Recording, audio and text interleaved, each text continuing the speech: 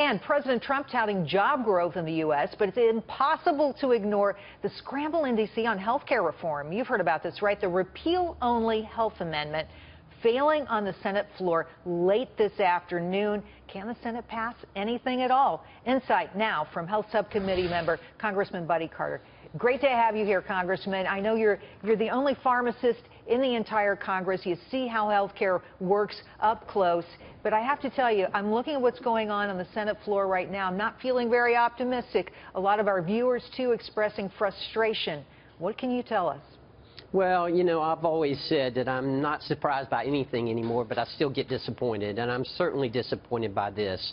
How in the world you can vote for repeal a year ago and not vote for it now is beyond me. I mean, that's simply saying that you knew the president wasn't going to sign it last time, but you're afraid he might sign it this time. You know, as a public servant, right. I'm not going to be able to back that up.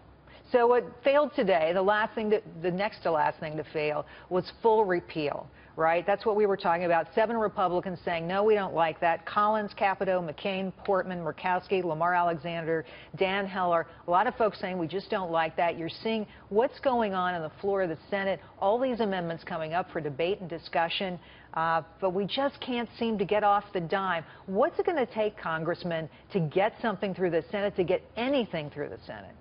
Well, that's for the Senate to make that determination. However, the most important thing right now is that we continue the process. You know, let them go through their vote-a-rama, let them consider a skinny repeal, but whatever they do, don't stop. Continue. Get it back to the House. Get it to where we can get it in the conference and continue on. Listen, this is, you know, we need to concentrate not on the promise that was made on the Republicans, but the deteriorating health care system. If we don't do something, we're going to be in a mess. We've got to do something. Well, a lot of people maintain, Congressman, that we're in a mess right now when it comes to health care, and the exchanges at the brink of failure, already failing. Can you blame Americans for being really frustrated with the process?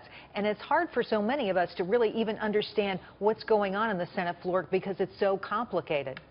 It's hard for me to understand. I'm a member of the House, right. And I don't understand their arcane rules over there. And as far as frustration goes, listen, I was frustrated mid-afternoon the first day I got here. I can tell you there is a lot of frustration in the House and among our Republican colleagues. Everyone's frustrated up here, but the problem or the solution is just to keep the process going. Make sure don't punt. Keep moving the ball down the field. Let us get something. We've got to.